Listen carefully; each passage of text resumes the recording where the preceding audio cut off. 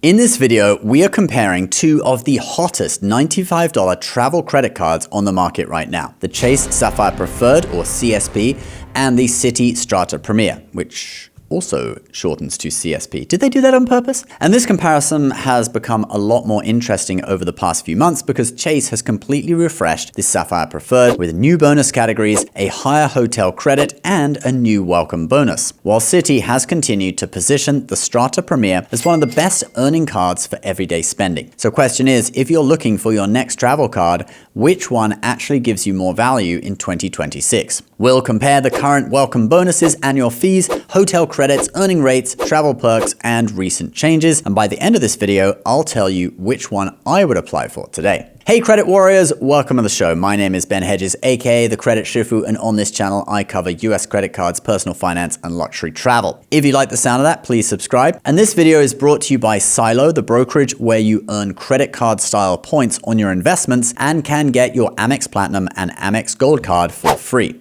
But more on that later. Let's start with the welcome bonuses. For most people, that is where the biggest value comes from. Right now, the Chase Sapphire Preferred is offering one of its strongest public offers that we've seen in quite some time. 100,000 ultimate reward points after meeting the minimum spend requirement. If you transfer those points to partners like Hyatt, United, or Air Canada and redeem them strategically, it's not difficult to get well over $1,500 or even $2,000 in travel value. The Citi Strata Premier, meanwhile, is currently offering 60,000 Citi Thank You points after meeting its spend requirement. That's still a solid bonus, especially considering the card only has a $95 annual fee, but on paper, it simply can't compete with a six-figure Sapphire Preferred bonus. Although you can get an extra $100 in cash back at the moment if you go to Rakuten first and click through from their site to the Citi Strata Premier. If you are new to Rakuten, I'll put my link down in the description below. I think you can get $50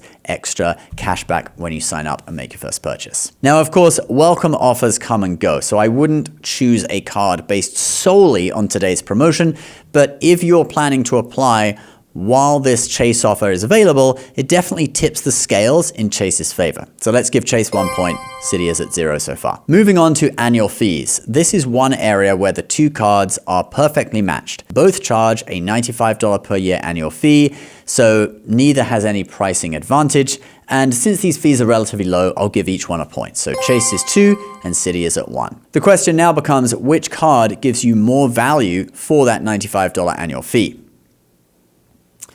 Let's start with hotel credits. For a few years now, not that long actually, one of the Sapphire Preferred's most popular perks has been its annual hotel credit, and Chase recently made that even better. Previously, cardholders received a $50 annual hotel credit when booking through Chase Travel. Following the refresh, that has doubled to $100 every card member year, making it much easier to offset the annual fee if you book at least one hotel per year through Chase's travel portal. Citi also offers a hotel benefit, but it works quite differently. Instead of an annual statement credit, the Strata Premier gives you $100 off a single hotel stay of $500 or more before taxes and fees when booked through Citi Travel. So which benefit is better? Well, if you regularly book weekend trips or one-night stays, I actually think Chase has the better setup. A $100 credit that can be used on a relatively inexpensive hotel is straightforward and easy to maximize.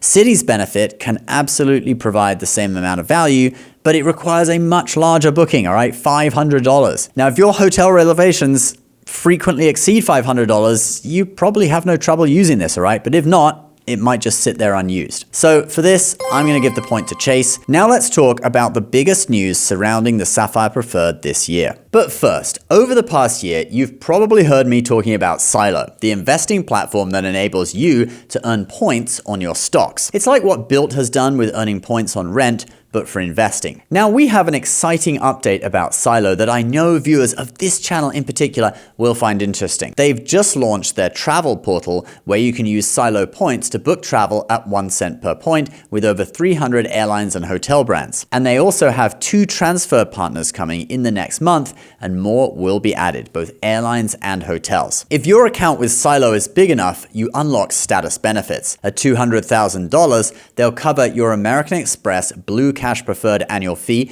and Costco Executive membership. And at $1 million, they'll cover your Amex Gold annual fee and even cover the $895 annual fee on your Amex Platinum too. They even say that if you are in the Chase or Citi credit card system instead of Amex, you should reach out to them because they may very well pay the annual fee on one of those cards for you instead. This is all in addition to up to 250,000 points on your portfolio balance each year and an up to 250,000 point welcome bonus in the first year, so a total of potentially 500,000 points in your first year. That bonus is only available until Transfer Partners launch, which is any day now. So if you've been thinking about creating a Silo account, this is your last chance to get up to a 250,000 point welcome bonus. While credit card companies give you points for spending money, Silo has turned that concept on its head and gives you points for saving and investing money.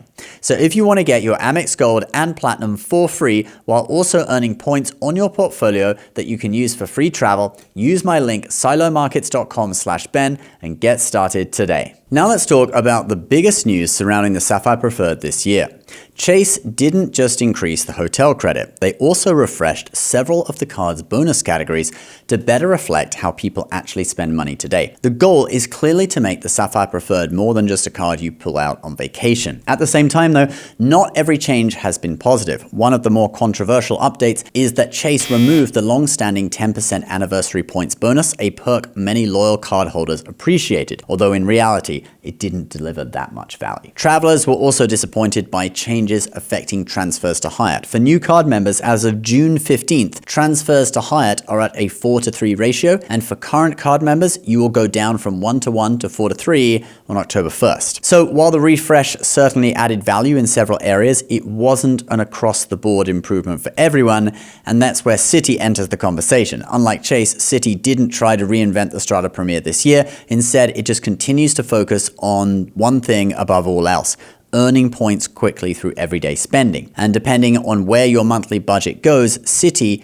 may actually come out ahead. We'll break down exactly how the earning rates compare on both cards, which card earns more for groceries, gas, restaurants, travel, etc., and whether Chase's transfer partners are enough to justify choosing the Chase Sapphire Preferred over Citi's impressive earning power.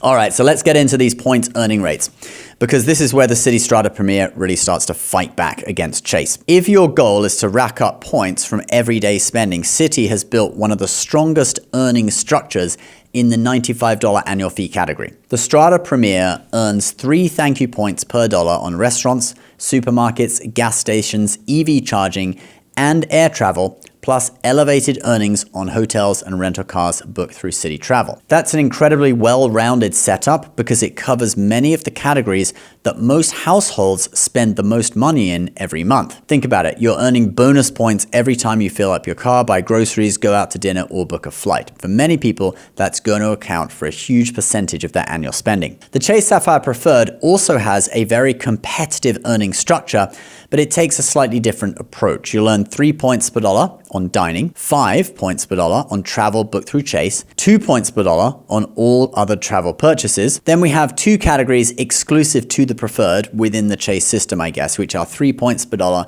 on streaming services and online grocery. And then Chase just added 2 new categories, 3 points per dollar on gas and EV charging, and 3 points per dollar on short-term rentals like Airbnb, Vrbo, etc. So which card earns more?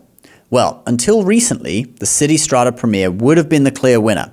But after adding gas and Airbnb, the Sapphire Preferred is a lot more competitive. Although grocery being online only still really damages the card, right? Why not give 3 points per dollar on grocery, but with a $12,000 per year limit, right? That's $1,000 per month. I think that would cover most people and help to avoid abuse. So anyway, I'll give Chase half a point and Citi a whole point. And that brings us to what is arguably the biggest difference between these two cards. And that would be the points themselves. Because earning points is only half the story. How much are these points actually worth? And that depends on how you redeem them. Chase Ultimate Rewards have long been considered one of the strongest flexible points currencies in the industry, largely because of the excellent transfer partners. Many travel enthusiasts consider Hyatt to be the single most valuable hotel transfer partner offered by any major credit card issuer.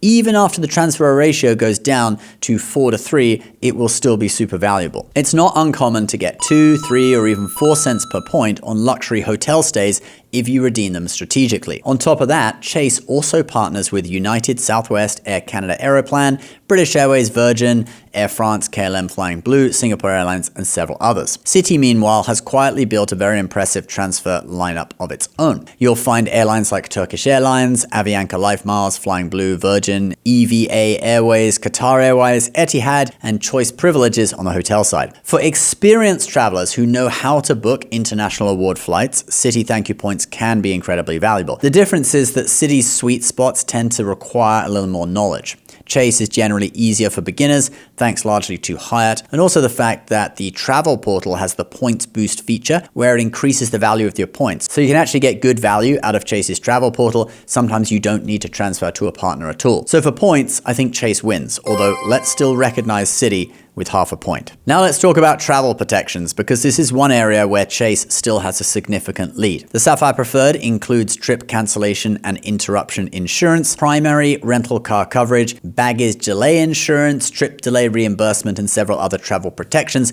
that can save you hundreds or even thousands of dollars if something goes wrong. These are benefits you hopefully never have to use, but when you do, they can completely justify the annual fee. I've actually used these benefits not on the Sapphire Preferred, but on the Ink Preferred, another Chase card, and I got like over $800 back for travel disruption that I had because of a storm flying back to the UK from France. Citi has improved its travel benefits over the last few years. Remember, about 5 or 6 or 7 years ago, they canceled all of these insurances, and they're slowly kind of working their way back, but they're playing catch up, all right? They still don't match the breadth of protections offered by Chase. So if you're someone who travels internationally several times a year or frequently rents cars, the Sapphire Preferred offers considerably more peace of mind. So after comparing everything, which card should you actually choose? Well, according to our scoring, Chase is double as good, but I think that isn't really totally the whole picture. Like sure, if you're primarily looking for the biggest welcome bonus and a card that offers excellent travel protections with valuable transfer partners and easy to use hotel credit, I think the Sapphire Preferred is still the better card overall as a travel card, especially while that 100,000 point welcome bonus offer is available. That's simply too much to ignore. However, if you already have a strong travel card and you're looking to maximize points for everyday spending, particularly groceries, then the Citi Strata Premier makes a very strong case. Its point earning rates are among the best that you'll find for a $95 annual fee card, and over time those extra points from daily spending can easily outweigh the difference in welcome bonuses. For someone with a lot of grocery spend, the Citi card could be a clear winner. But either of these cards though could be a great one card setup to cover lots of common spend categories. Personally though, if I was starting from scratch today, I would probably apply for the Chase Sapphire Preferred first. Not sponsored, just my opinion, although I will put a link to the card down below somewhere. But this is an absolute. They're designed for slightly different types of card holders. The Sapphire Preferred is the better all-round travel card. The Citi Strata Premier is the stronger everyday points earner. And depending on your spending habits, either one could be the right choice. Now, I'd love to hear from you. If you could only pick one of these in 2026, which one would it be and why? Let me know down in the comments. And don't forget, if you want to get your Amex Gold and Platinum for free, whilst also earning points on your portfolio, use my link silomarkets.com/Ben to get started with Silo before the end of July. Please leave us a like and subscribe for more credit cards, travel, and personal finance content every week. And as always, thank you so much for watching. We'll see you in the next video. Bye-bye.